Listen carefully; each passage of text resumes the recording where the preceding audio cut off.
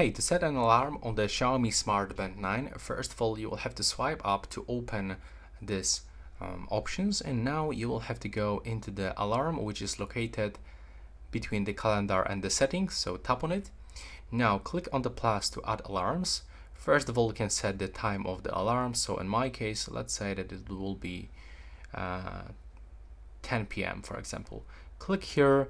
Now you can set the repeat, so you can get it once, you can get it daily, or you can set custom days, like for example from Monday to Friday, so we have to unselect Saturday and Sunday.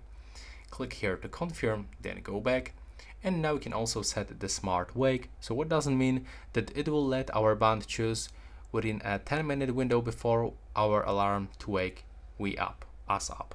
So we can also turn it on if you want, and that's all. Now we can click confirm and it's turn it on. You can also quickly turn it on and off by tapping here, and of course you can add here a multiple alarms. There we go.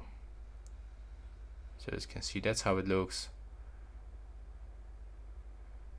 I'm not sure how many alarms we can actually add, but as you can see, we've got 1, 2, 3, 4, 5 currently.